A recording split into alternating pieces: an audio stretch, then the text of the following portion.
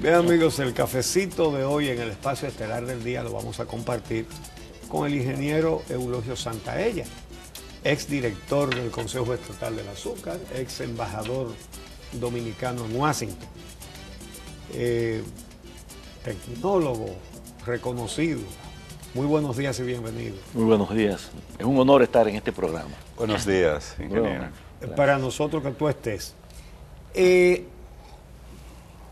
Tú has estudiado el contrato de Punta Catalina y me gustaría que nos digas cuáles son los puntos más importantes de ese contrato a la luz del escándalo de sobornos y a la luz del informe que hizo la comisión privada que nombró el presidente de la República.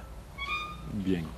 El origen del contrato, en 30 segundos.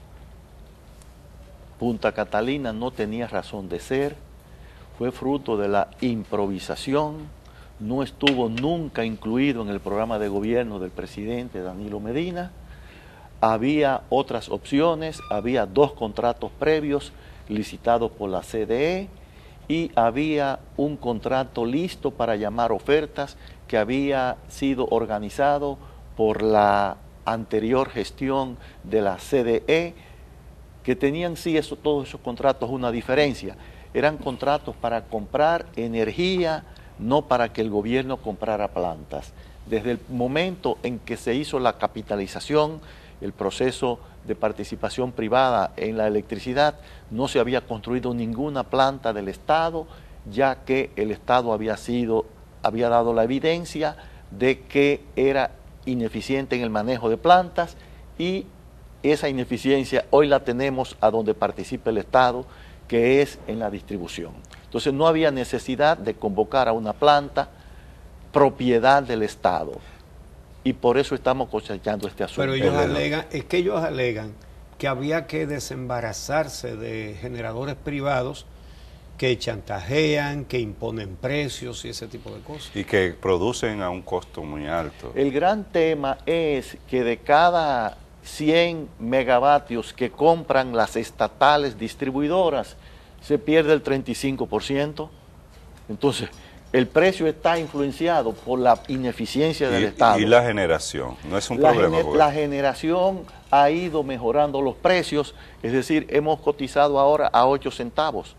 Entonces, no quiero dedicarme... 8 centavos de dólar el kilovatio hora. Recientemente. Entonces, el precio de la generación no ha sido el problema. El problema fundamental ha sido la ineficiencia de la distribución. Obviamente era necesario aportar generación nueva, y esa generación nueva no había razón para que el Estado interviniera en eso.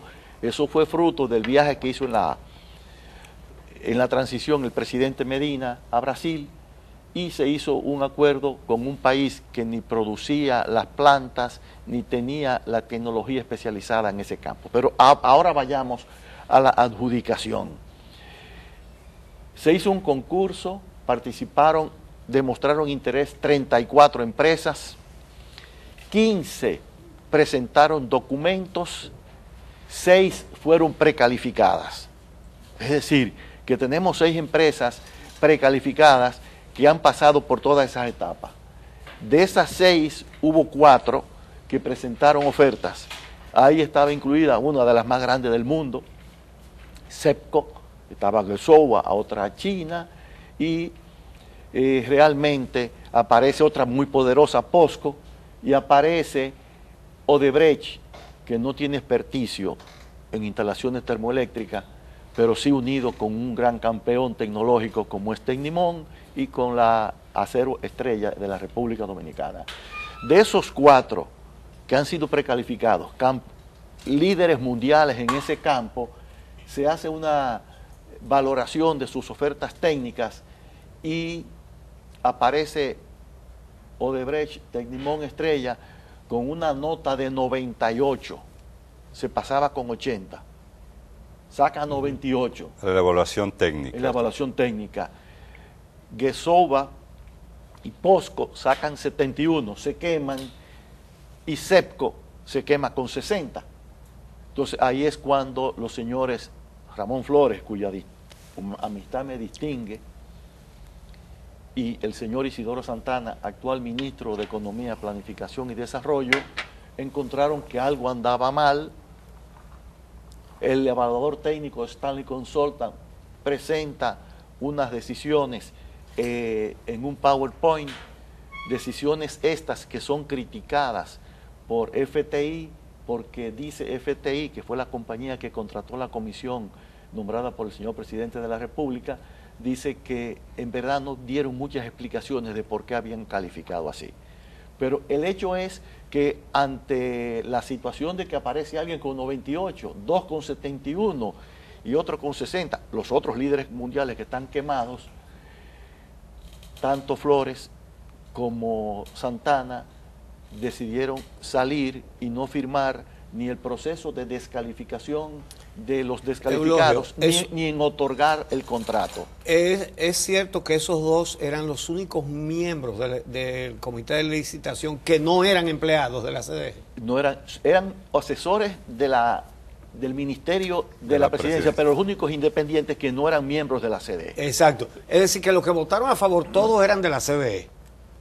Sí. Es decir, los que firmaron. Sí. Y los únicos dos que no eran de la CDE, esos no firmaron. Y quizás el que más sabía era Ramón Flores, en adición a un ingeniero prestigioso que está en la Comisión de Licitación, que es Jeremías Santanas. Entonces, decidieron retirarse y se discutió en un momento, se comenta que se discutió de no proceder a la adjudicación. Flores y tanto Santana indicaban que había que darle chance, oportunidad a los tres descalificados a que refinaran su oferta. La comisión, el comité de licitación, en su reunión con la comisión nombrada por el presidente, dijo que tenían que seguir adelante para que el proceso no fuera un desastre. Así está, textualmente, para que el proceso no fuera un desastre. ¿Y era posible evaluar de nuevo las empresas que no alcanzaron la puntuación necesaria porque la ley no lo permite? No está contemplado en la ley, pero como dicen, para los amigos la justicia, para los enemigos la ley. ¿Qué resulta? En México se otorgó un contrato de $5,000 millones a una empresa china, China Railway Construction Company. $6,000 millones. Estaba firmado. Hubo críticas y se le dijo, mira, socialmente esto no se aguanta. Le pagaron 20 millones por los diseños y ahí quedó. Entonces, había forma y resulta que aquí está el informe de FTI que dice: sin embargo, basado en nuestra experiencia, FTI opina que aunque no era un requisito, el comité de licitación podía haber otorgado la posibilidad a los otros licitadores de reevaluar sus propuestas técnicas de manera de no concluir con un solo licitador para ser considerado para la evaluación de la oferta económica. Eso es FTI. Sí, pero digo, lo que propone, lo que señala ahí FTI, ¿es una práctica común o ellos estaban inventando eso? No, se ha hecho en otros lugares y eso es lo que dice. Había esa posibilidad. Entonces, la primera vez que yo vine acá decía que el contrato tenía una mancha que yo esperaba que fuera borrada con aguarrás o que fuera una mancha indeleble. Es una mancha indeleble. Ya se explicó por qué se marchó Flores y por qué se marchó Santana.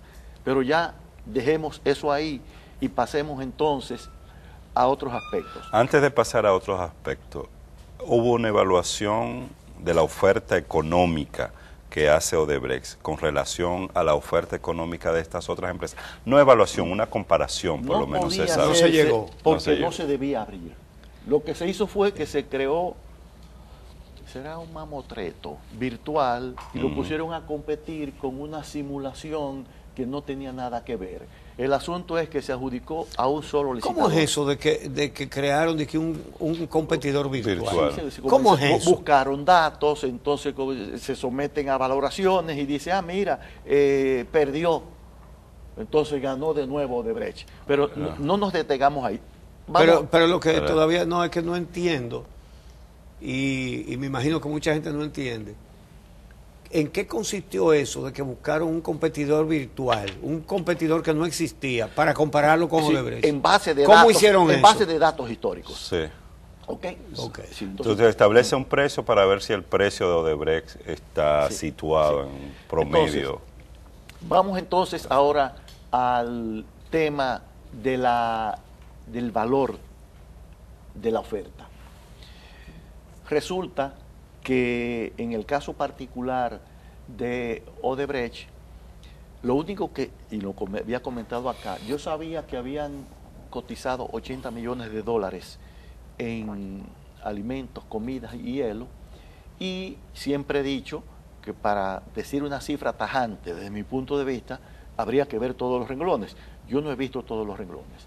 Sin embargo, cuando FTI comienza a evaluar los precios, llega a una conclusión y expresa diciendo: Punta Catalina tiene un precio 6% menor que el promedio de los costos que nosotros esa fue la evaluamos. conclusión. Esa fue la conclusión. Entonces, yo insisto en señalar que sobre Punta Catalina se desconocen muchas cosas.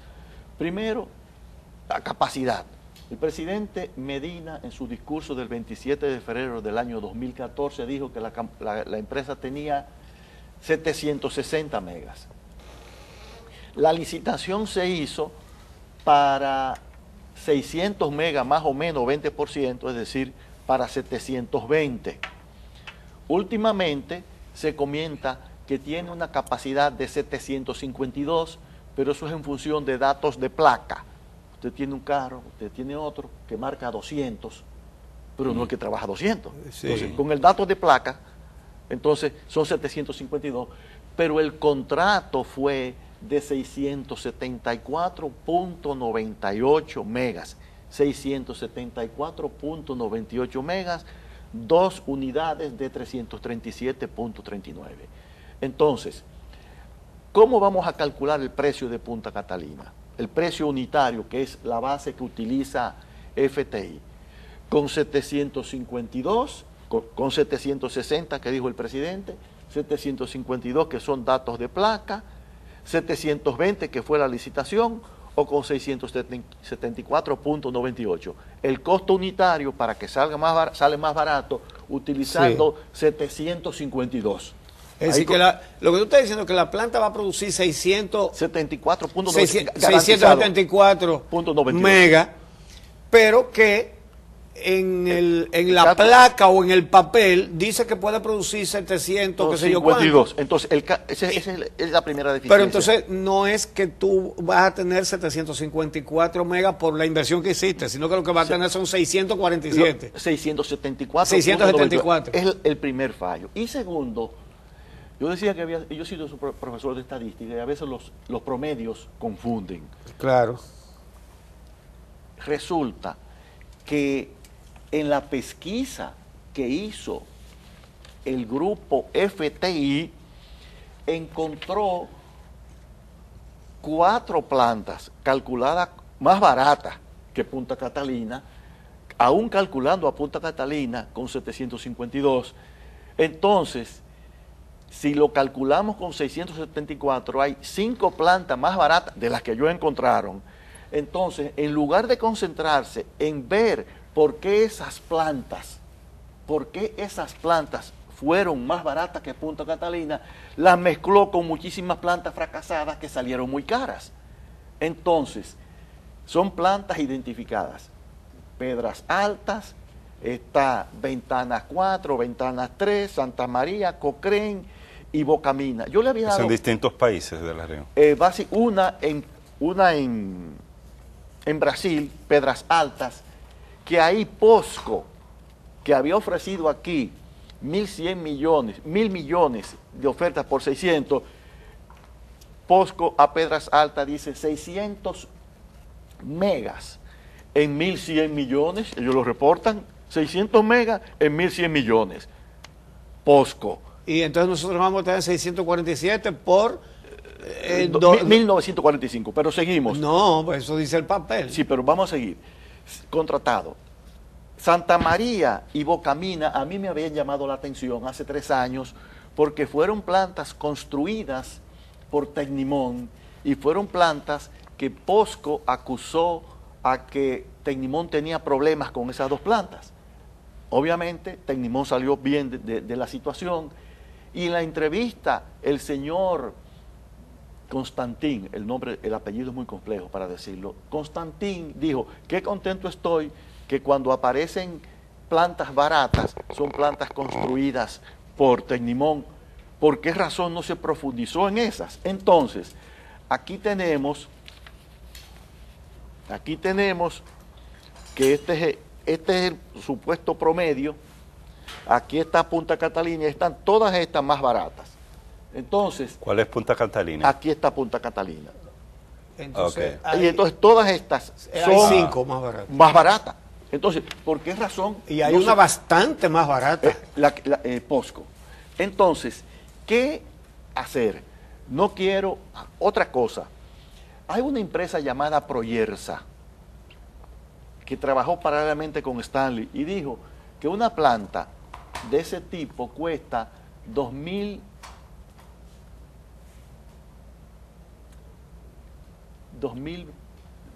por kilovatio, o sea, 2 millones por mega, 2 millones por mega, por 700 son 1.400, y que por el muelle y otros aditamentos habría que agregarle $200 millones.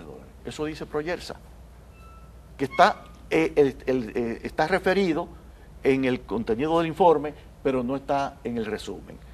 Entonces, ¿qué nosotros tenemos por delante? ¿Qué tenemos por delante?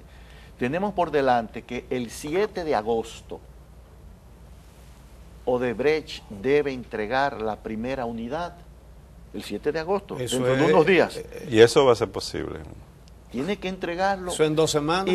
Y el 7 de octubre la segunda unidad. Yo comenté eso acá, Sí. y yo decía, cuidado si es que hay una estrategia, esperar a que pase ese plazo para comenzar a exigirle las penalidades del lugar y exigirle las compensaciones. Entonces, se comenta algo que yo no lo quiero externar sin antes enfatizar que siempre he dicho que esa planta hay que terminarla. Sí, claro. Y hay que terminarla lo más pronto posible. La comisión dice eso y dice algo más. Exhorta al gobierno que no pague más de lo contratado porque se trata de un contrato llave en mano. El contrato establece reclamos del contratista. Es decir, el contrato no es un contrato, y eso lo había comentado yo con mucha gente, con mucha anticipación. El contrato debió haber sido un contrato LSTK. ¿Qué es? Lump Sum Turnkey. Suma fija, llave en mano. Entonces, nosotros tenemos un contrato llave en mano, pero no de suma fija. Hay reclamos del contratista. ¿Qué hace la diferencia entre esos 2 tipos de contratos? A inteligencia, valentía y experiencia para negociarlo. Entonces, en el momento en que usted firma un contrato LSTK, resulta que usted paga ese precio, independientemente de lo que pase. Se lo tienen que entregar en una fecha determinada. Ok. Entonces, esperemos 2 semanas a ver si de verdad entra en operación la primera de las 2 plantas. Si no entra, entonces, ¿cuál es la situación? Brevemente, porque se nos acabó el tiempo. Bueno, que el Estado diga que los dominicanos ni somos estúpidos, ni somos cobardes, ni somos corruptos. Y que le planteemos a Odebrecht lo que hay que plantearle. El contrato podría declararse nulo porque hay cláusulas internas que dicen que no era permitida la corrupción y Odebrecht aceptó que había sobornado para conseguir el financiamiento. Exacto. Sí. Bueno, una muchísimas, pena que no tengamos más tiempo. Muchísimas Bueno, gracias, gracias al ingeniero Eulogio Santaella. Santaella, ex embajador en los Estados Unidos, ex director del CEA y experto en estos temas.